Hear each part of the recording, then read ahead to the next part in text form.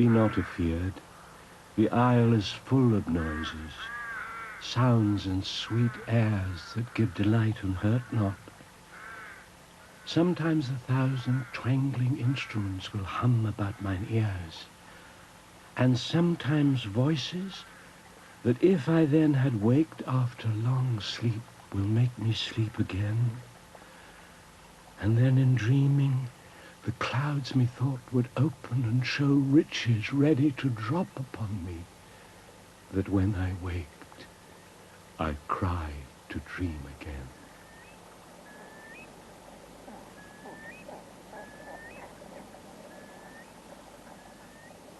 I suppose the fact that we are a valley and we're enclosed, and you've had certain families who have been here for generation after generation, is one reason for the way things happen in the valley. The English have almost forgotten their Celtic past. They may still talk about the Celtic fringes, but they've lost the sense that Celtic tribes and their beliefs dominated the whole of Britain for more than 600 years. In legend, in literature, and in landscape, there are still powerful reminders of the Celtic presence. Pat Ellison's family have lived in a North Derbyshire valley as far back as she can trace. Her sense of the deep past came gradually. When you're a child, you don't really realise what's going on. It isn't until you're a little older that you realise that in a place like this, some of the older things didn't die out at all. They just merged into everyday consciousness. You have survivals of what a lot of people consider an aspect of paganism. You're brought up with a tremendous respect for the earth. She is your mother. She is what you live on. You can see her bones. You see the water flowing, which is the life of the earth.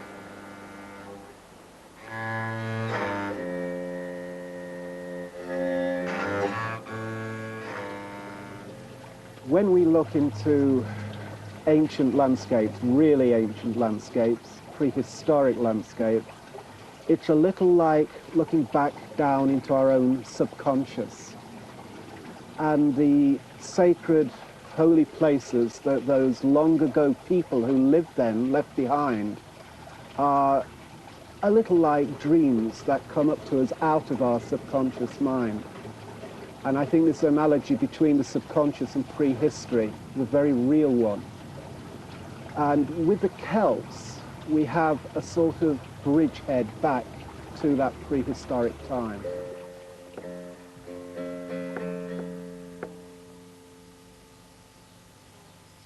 For Alan Garner, the sense of his Celtic inheritance has been strong since childhood. He's a writer whose family have lived close to Alderley Edge in Cheshire for centuries. The Celtic legends and traditions of the area, including those of King Arthur, surrounded him as he grew up. They came to him like a distant memory. I know that the way that I absorbed information from my family background was given to me as if I were being reminded of something I had forgotten but really knew. Men are burning the gorse on the down shoulder. A drift of smoke glitters with fire and hangs, and the skies smoulder and the lungs choke. Once the tribe did thus on the downs, on these downs burning men in the frame, crying to the gods of the downs till their brains were turning, and the gods came. And today on the downs in the wind, the hawks, the grasses, in blood and air something passes me and cries as it passes on the chalk downland bare.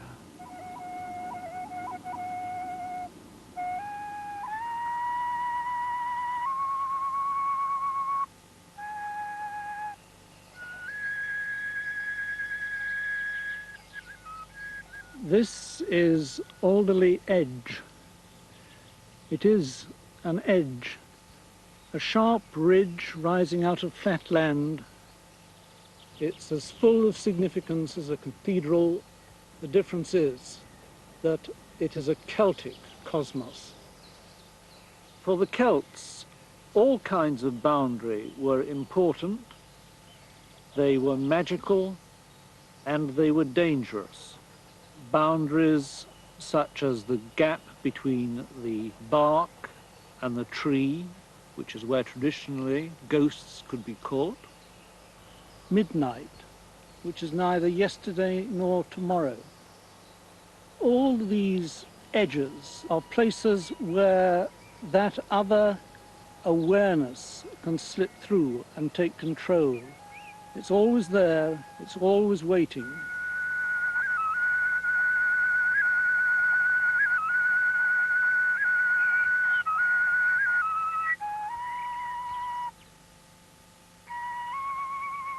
And it was this sense of the other world which they had to a remarkable degree, and which we still have if we let ourselves admit it. The possibility of slipping into the other world, which is as close to us as the back of a shadow.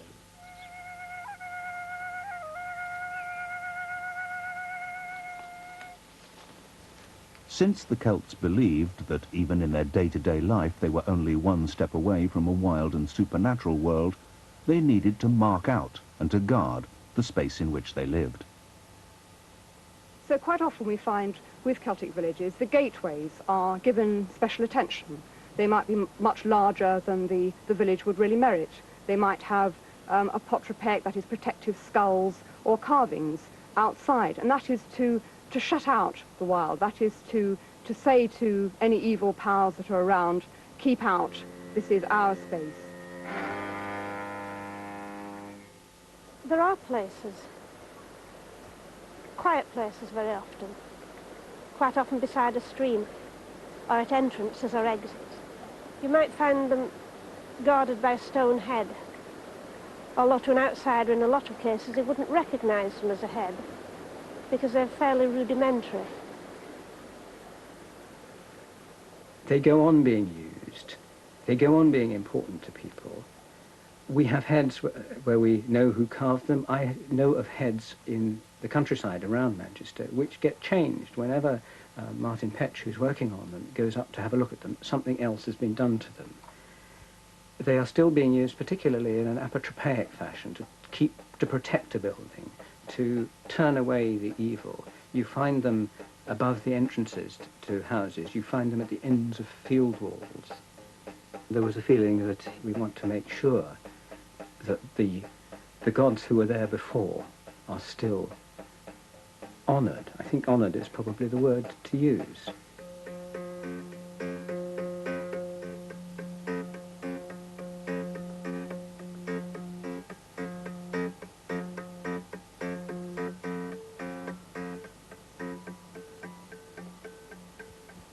For the Celts, the night of the 31st of October marked the end of the old year and the beginning of the new. The most dangerous part of the Celtic year was Hallowe'en, the great Celtic festival of Samhain, which was when the boundaries between the natural and the supernatural world were temporarily dissolved, when spirits could move at will in the real world, and when indeed humans could, while still alive, go across into that underworld, that other world where the spirits dwelled. It's a point of the earth when you are nearest of all to the old ones, to your family who are dead, to everybody in the valley who's dead, to the spirits, and to the land. Because when you're going into the part where you're stripped of the greenery, and you're a dead land, you're all bones and ice and water and rocks, and all the colours are grey and black and white. Then you are nearest to the meaning of things. For the Celts, the landscape was at the same time the physical place in which they lived and a dream world charged with myth and magic. Trees, animals, hills and valleys all had spiritual significance. But it was water that was the direct link to the great goddess.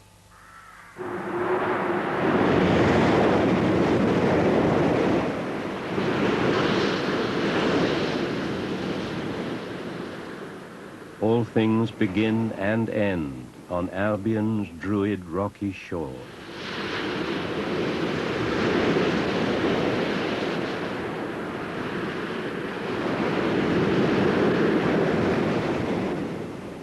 Water's one of the great fascinators. It always has been for people. People have always had an urge to look into water.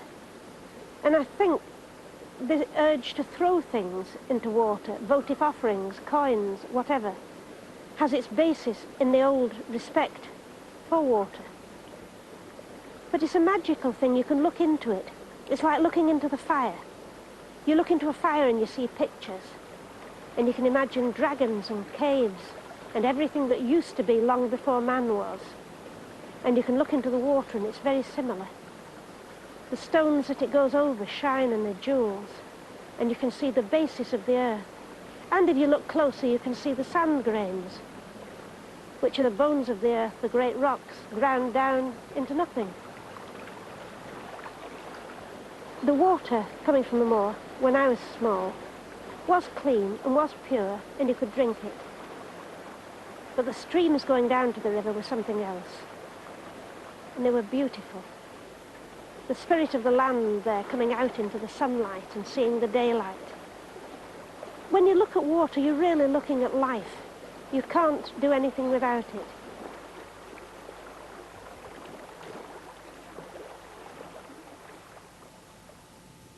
I do not know much about gods, but I think that the river is a strong brown god, sullen, untamed and intractable, patient to some degree, at first recognized as a frontier, useful, untrustworthy as a conveyor of commerce, then only a problem confronting the builder of bridges. The problem once solved, the brown god is almost forgotten by the dwellers in cities, ever, however, implacable, keeping his seasons and rages, destroyer, reminder of what we choose to forget, unhonored, unpropitiated by worshippers of the machine, but waiting, watching and waiting. The Celts worshipped rivers, and most of the great rivers in the British Isles still bear the names of Celtic deities. But the springs and wells of the British landscape were particularly sacred. This is St Helens Well.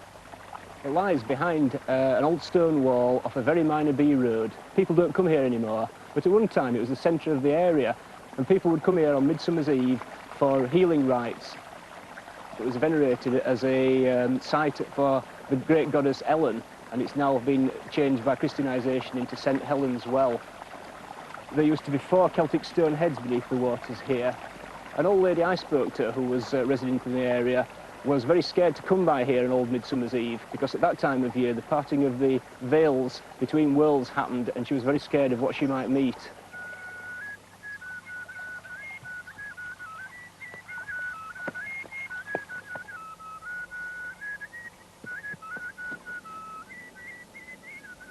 As a child, they could not keep me from wells and old pumps with buckets and windlasses.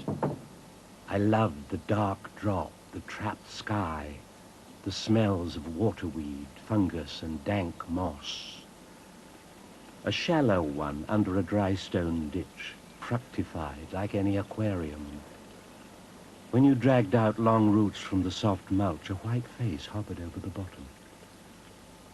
Others had echoes, gave back your own call with a clean, new music in it.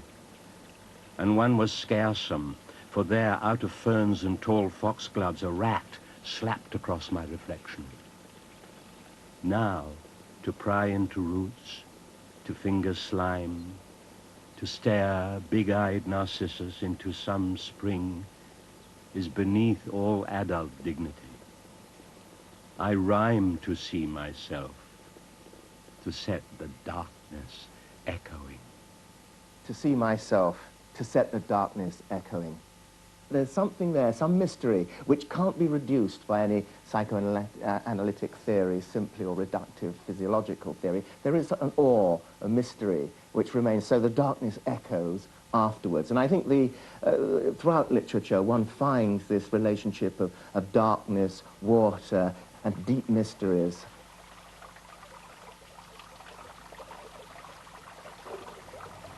There was a great Celtic tradition of dreaming near places of water, the springs, the wells, waterfalls. This idea of sleep, of consciousness at the places issuing forth water out of the earth is very deeply set in the ancient mind. So when we come to a place like this, St. Piran's Well in Cornwall, or any of the Celtic sacred places, we are in the presence of somewhere, a place in the environment. There was also a place in the mind, and the two met at these places.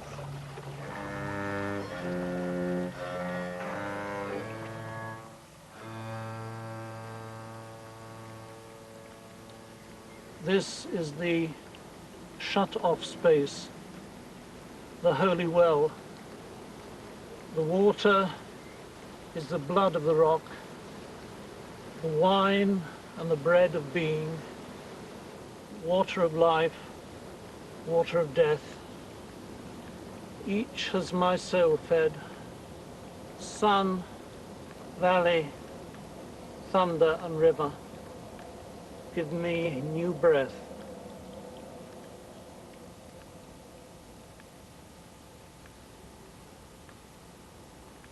But water could also take another form. In bogs and marshes, water became stagnant and threatening. For the Celts, the black water of these places took on an eerie significance. Here, when the water of the goddess can travel no further, then the goddess may die. And in times of stress and great danger, the Celts would make the ultimate sacrifice and send one of their kings or their priests into the dark water to join the goddess, to bring back life to the land, so that the black water may not cover all. Grey is every theory, but green and gold is the tree of life. Celtic Britain was covered with forests, and each tree, however small, had a special significance. I was always brought up to respect trees in the valley. We just knew that trees mattered, and that there might be people in them, or spirits in them, or some presence that they were part of. The rowan, here as anywhere else, is looked on as some sort of magical tree. So is the may tree, the hawthorn. And the oak is generally the guardian of things. And the ash, well, we like ash trees. People used to say the ash was an evil tree and it harboured spirits. Well, it might very well do, but here if it harbours spirits, they're good ones. They don't hurt people.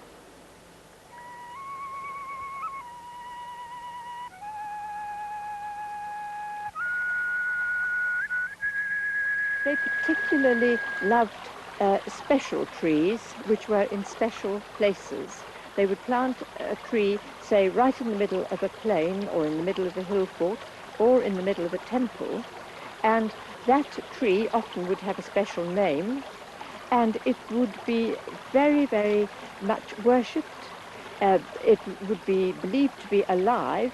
It had powers to punish, and also one of the greatest pieces of power that your enemy could have would be either threatening to or actually cutting down your sacred tree.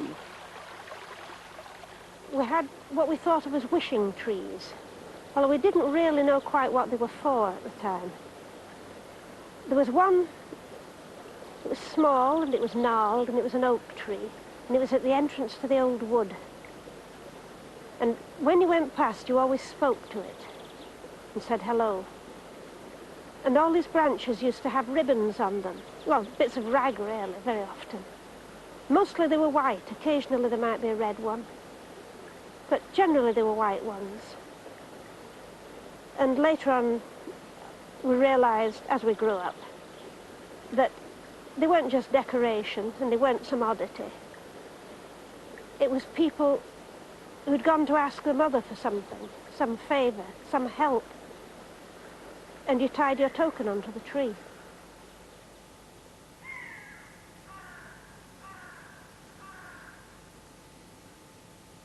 The wildwood, it's always at the back of our consciousness.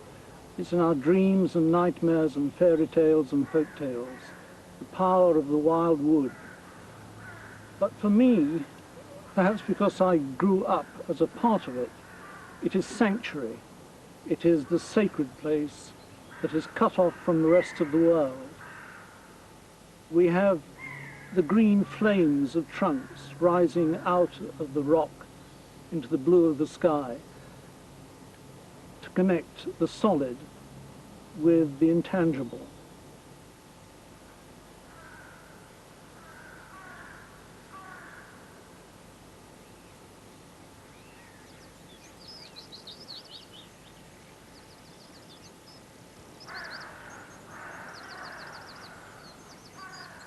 In the forests and plains, the Celts were surrounded by animals and birds.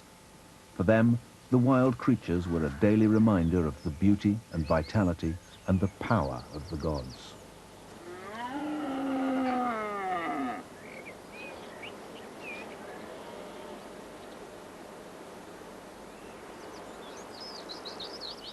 One of the strongest themes in their poetry and storytelling was shape-shifting, the way in which gods and goddesses took on the forms of different animals and birds.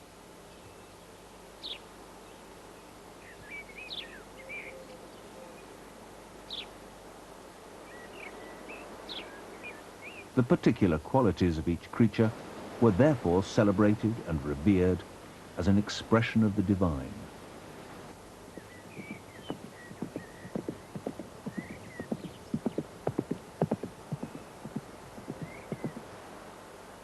Before the gods that made the gods had seen their sunrise pass, the white horse of the white horse veil was cut out of the grass.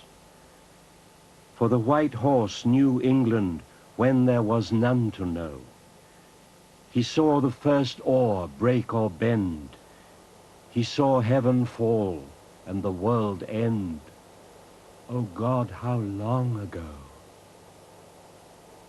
Of all the animals, the horse was seen as the swiftest, the most potent, and the most beautiful. Bursting his collar, galloping swiftly, high hooves above the ground, scattering fire. The greatest of animals, the horse of Arthur, the brave golden prince, bursts forth unequalled like the spreading of fire. We worship him above the earth, the fire, fierce as daybreak, beyond a poet's imagining, beyond all powers, the greatest of gods.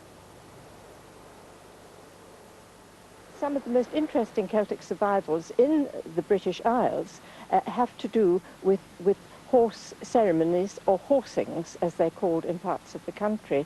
There are several of these still extant, but I think it's true to say that the most sinister and the most overtly fertile is the Padstow hobby horse ceremony in May.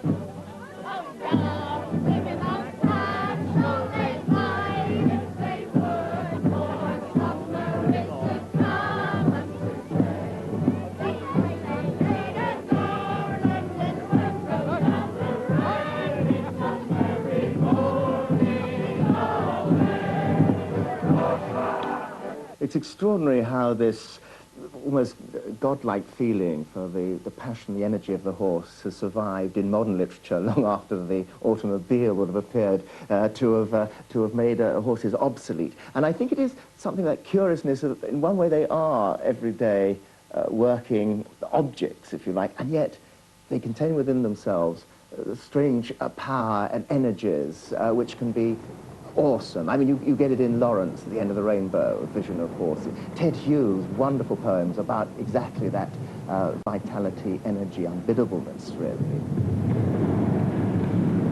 To come up close to a stallion is, I think, to feel an extraordinary sense of power, of otherness, of energy. And a poem which I think gets this marvellously is Brendan Kennelly's Horse's Head. It starts off with everyday thing, well, everyday thing in the west of Ireland. A small boy is asked to hold a horse for a man for sixpence, and he agrees. And as he stands there looking at the horse, it suddenly transforms itself into a god almost before his very eyes. The horse's head was above the boy's head. The boy looked up. The sun attended the horse's head. A crown of light blinded the boy's eyes for a moment. His eyes cleared, and he saw the horse's head, eyes, ears, mane, wet nostrils, brown forehead splashed white, nervous lips, teeth moving on the bit. The boy was not afraid. He would be master of the horse's head, made of the sun, in the street outside the pub, where the farmer stood drinking at the bar. Daylight said the boy was praying. His head bowed before an altar. The air itself became the prayer, unsaid, shared between the boy and the horse's head.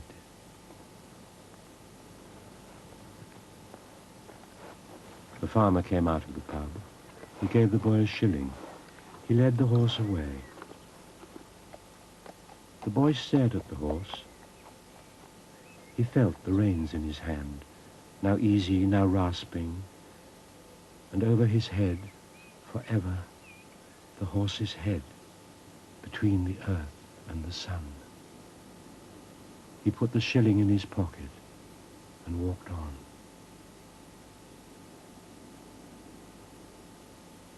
The scutter, the fellow in the dew, the grass nibbler, old Goibert, the one who doesn't go straight home, the traitor, the friendless one, the cat of the wood. The hare is another magic animal. It has charmed and worried and perhaps frightened people down the ages, and it is an animal very much associated with women, with female transformations, and with, again, sexuality and fertility. It is mentioned by Julius Caesar as one of 3 special animals that the Britons would not eat: the hare, the goose, and the domestic fowl. And these were reared for other purposes, but not eaten, which I think in itself shows, in part, their religious association and connotation. The starer with wide eyes, the cat that lurks in the broom, the purblind one, the purse cat, the clumsy one, the stag of the stubble, long-eared, the swift as wind, the skulker, the get up quickly, the one who makes you shudder, the animal that no one dare name.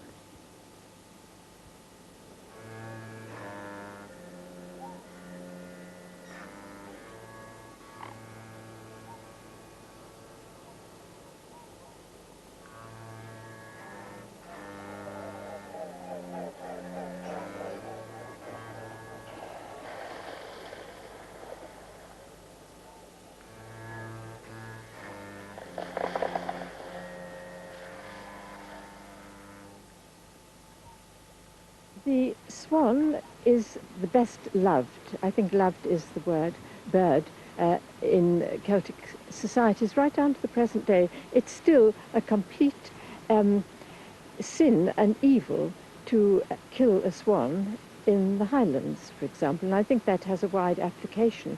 The swan is so beautiful and people instinctively love it. It is essentially a good bird, in the Celtic tradition. Unwearied still, lover by lover, they paddle in the cold companionable streams or climb the air. Their hearts have not grown old. Passion or conquest wander where they will, attend upon them still. But now they drift on the still water, mysterious, beautiful. Among what rushes will they build? By what lake's edge or pool delight men's eyes when I awake someday to find they have flown away?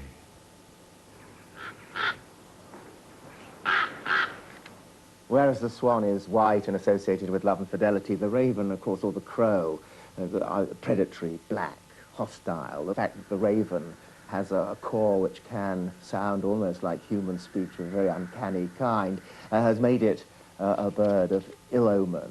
We must decipher the omen. I mean, we get it in Shakespeare, Lady Macbeth, thinking of Duncan coming within her battlements where she knows she and her husband will kill him, thinks of the raven, greeting him as he comes, the ill omen there. And you find it too, I think, in Yeats. Yeats describes in one of his early poems as a fatal image, and imagines one aspect of his beloved Maud Gonne's mind, the restless, self-analytic, wild side, as like a raven.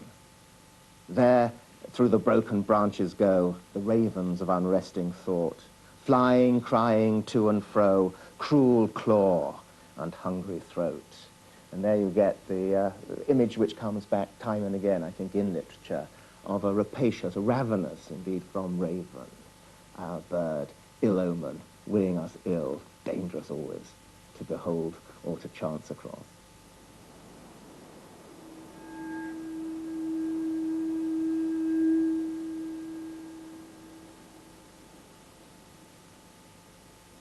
The Celts had many mother goddesses, perhaps more than other religions, and the mother goddesses were very important. But over and above the mother goddesses, they had the concept of the great mother, the mother of the people themselves, the mother of the gods. The great goddess showed herself in many forms. But she was, first of all, the beneficent mother, generous and beautiful, filling the earth with abundance and plenty. This sense of the great mother, a sense that the greatest power of all was female, was one of the strongest convictions of the Celtic mind. To Pat Ellison, it's still a reality. There's always been a respect for the mother in the valley. The mother, basically, is the earth, and the earth mother. Also, every mother, every human mother, normally has a stone mother, a small stone which would not be recognizable, perhaps, to a lot of people, like this. A triangular stone with a small triangular mark at a strategic place to indicate it's female. And most mothers have their own one of those. Now, it sounds a strange thing to have. It smacks a bit of witchcraft and familiars, but it isn't anything like that. It's just a focus. The earth is made of stone. This is part of the earth. But this was only one of the forms in which the great goddess could appear. Another aspect of this type is a very powerful and recurrent image of the Celtic muse figure, the Lenahorn She, a sort of fairy creature of incredible beauty, fastens on to her mortal lover, an artist or poet, and is at once empowering, brings him energy, creativity, but excites him so much, not sexually necessarily, but with such passion and imagination that can drive him mad, can destroy him.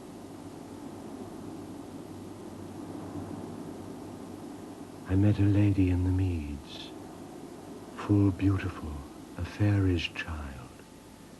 Her hair was long, Her foot was light, and her eyes were wild. I set her on my pacing steed, and nothing else saw all day long, for sideways would she lean and sing a fairy's song. And I awoke and found me here, on the cold hillside. And that is why I sojourn here, alone and palely loitering. The sedge has withered from the lake, and no birds sing.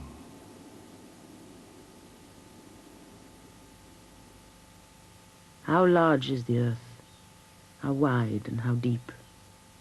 I know the balance between earth and heaven, where the echo returns before dying away. The glitter of silver, the dark of the valley. What gives the deep glow to the carving of stone? Gives the sweetness of resin and the fresh green of grass, stirs the leaves in the forest and the white dancing water.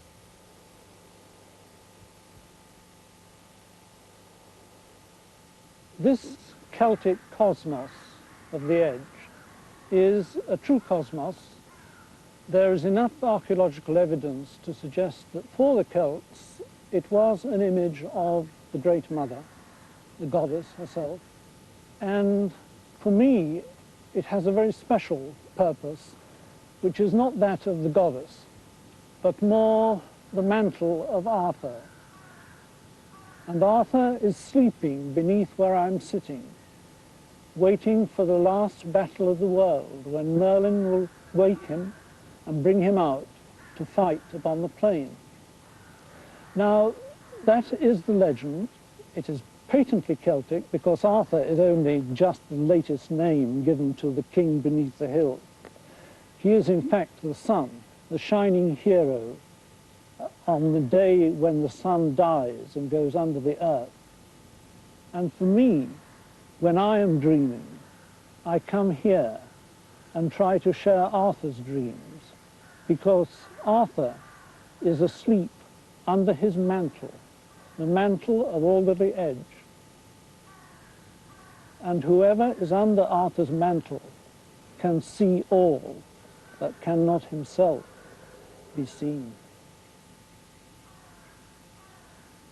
She is no mean or common land, water or wood or air, but Merlin's isle of gramarye, where you and I shall fare.